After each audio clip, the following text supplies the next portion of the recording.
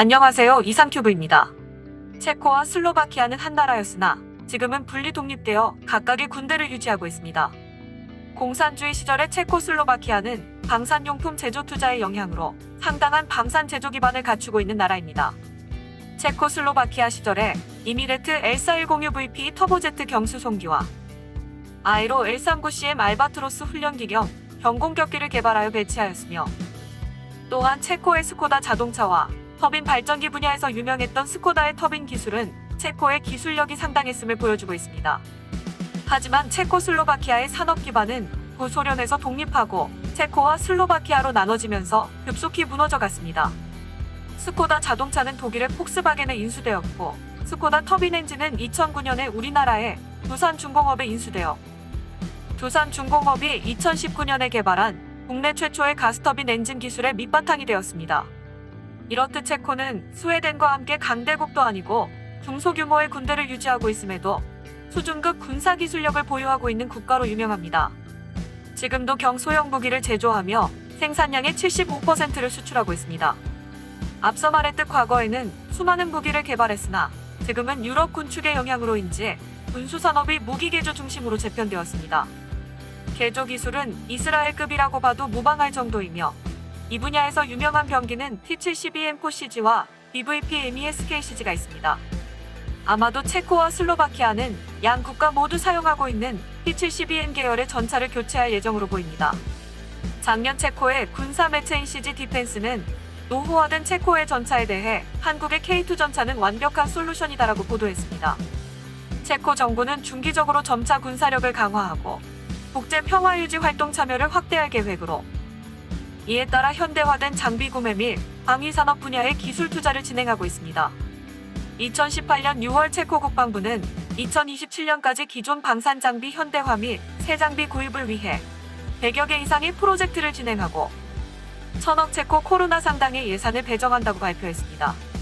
체코 국방부에 따르면 향후 지상 군력 강화에 투자할 예정으로 새로운 보병 전투 차량과 다목적 헬리콥터, 특수 경장갑차 등 대규모 프로젝트를 진행 중이며, 여기에는 기존 T-72M4CG 전차 33대의 현대화 사업이 있습니다. 아마도 체코의 군사 매체인 CG 디펜스는 30세대의 T-72M4CG 전차의 현대화 사업을 염두에 두고 기사를 작성한 것 같습니다. T-72M4CG는 소련에서 제작한 주력 전투 전차인 T-72의 업그레이드 체코 버전입니다.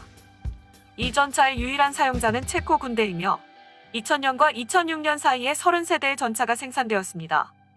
주무장은 EA-464M 125mm 활강포입니다. 또한 러시아제 콘탁트5와 비슷한 수준의 3세대 반응장갑을 장착하여 괜찮은 3세대 전차로 불리고 있습니다. CG 디펜스 기사의 내용을 살펴보면 T-72M4CG 전차는 너무나 낡았습니다. 사격 통제 시스템은 여전히 작동하지만 현대 기술과 비교할 때 낙후되어 있습니다. 눈을 돌려 한국의 K2 전차를 바라본다면 우리는 현대적이고 정교한 탱크를 볼 수 있습니다. K2 전차는 구식 기술의 단순한 확장이 아닙니다. 에이브람스 M1 전차는 1979년부터 생산되어 왔으며 레오파드2 전차도 생산된 지 오래되었습니다. 이스라엘의 메르카바 전차는 1983년부터 생산되었으며 MK2 모델의 개발 및 종료를 고려하면 최신 버전인 MK3는 1989년부터 제조되었습니다.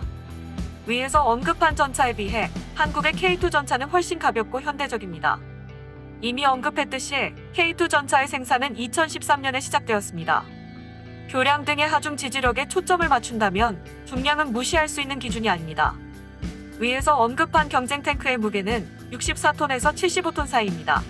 하지만 K2 전차의 무게는 체코군의 주력 전차인 T-72M4CG와 거의 비슷한 55톤입니다.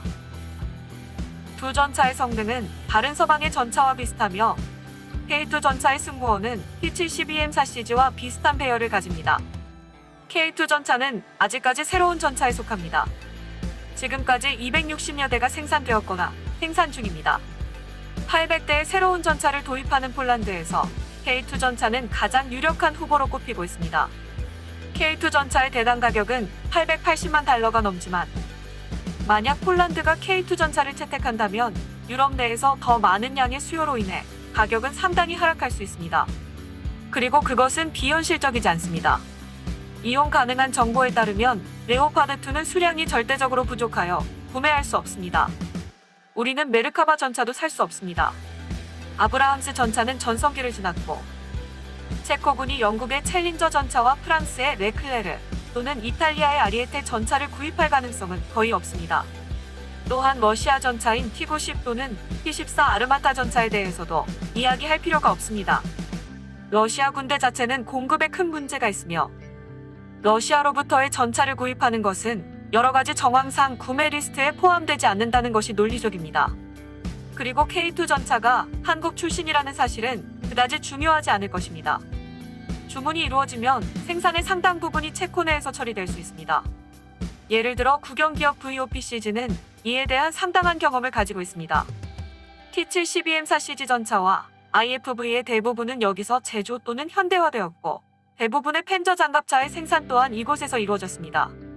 여기까지가 체코 언론에서 보도한 내용이었으며 다음은 작년 12월 28일에 보도되었던 슬로바키아 전차의 미래란 기사입니다. 내용이 길어 간추렸습니다. 현재 슬로바키아 육군은 T-72M1 전차 22대를 보유하고 있습니다. 슬로바키아 국방부는 이 오래된 전차를 점진적으로 현대화할 계획입니다.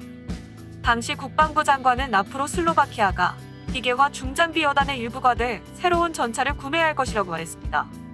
당시 국방부 관계자들에 따르면 새로운 전차의 조달 계획은 2024년에서 2025년 사이에 시작될 예정이라고 밝혔습니다. 전차의 현대화는 슬로바키아 국방부의 전략 문서에도 규정되어 있습니다.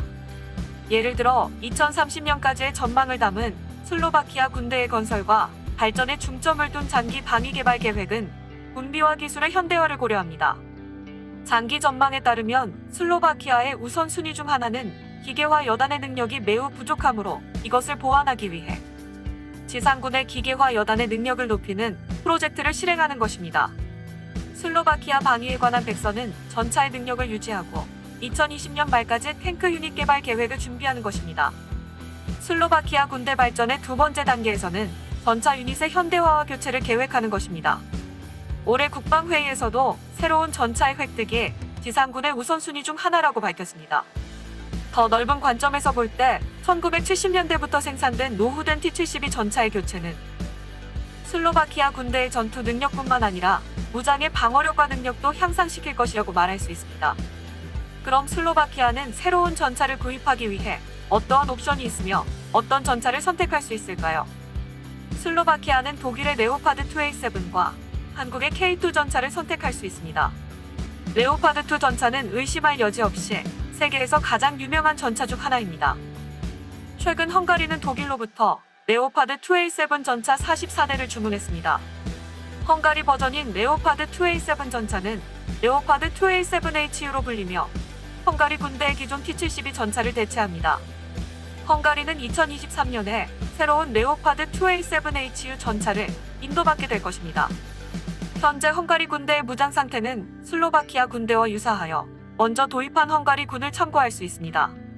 하지만 이 독일 전차의 단점은 너무 무겁다는 것입니다. 다음은 한국의 K2 전차입니다.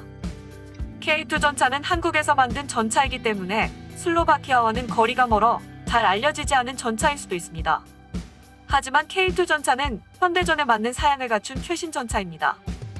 레오파드 2A7 전차와 비교하면 K2 전차는 한국군의 특성에 맞게 제작되었다는 것입니다. 그러나 최근 폴란드가 K2 전차에 관심을 보였기 때문에 전차의 사양은 변경될 수 있습니다. 현대로템은 폴란드와 협력하여 약 800대의 K2 전차를 개발 및 생산할 예정입니다. 폴란드 방위산업도 참여하게 될 공동 생산 전차는 K2PL 울프라는 이름을 갖게 되었습니다. 현대로템이 폴란드 측에 제안한 협력 제안은 한국 정부에서도 지지를 받았습니다. 슬로바키아의 관점에서 더욱 흥미로운 것은 현대로템의 이한수 상무가 작년 폴란드에서 열린 MSPO 전시회에서 K2PL 프로젝트는 체코와 슬로바키아 및 전차를 현대화하기로 결정한 국가들이 관심을 가지고 있기 때문에 회사 차원에서는 매우 중요하다고 말했다는 것입니다. 이상이 K2 전차와 관련된 슬로바키아 언론의 기사였습니다. 두 나라에서 말하는 것은 모두 동일합니다. 폴란드에서 800대의 K2PL 전차를 구입하면 체코와 슬로바키아 모두 K2 전차를 구입할 수 있다는 것입니다. 그러므로 폴란드에서 800대의 K2PL 전차를 구입하게 되면 K2 전차의 시장성은 유럽으로 더욱 확대될 수 있을 것입니다. 이상 마치겠습니다. 시청해주셔서 고맙습니다. 이상큐브였습니다.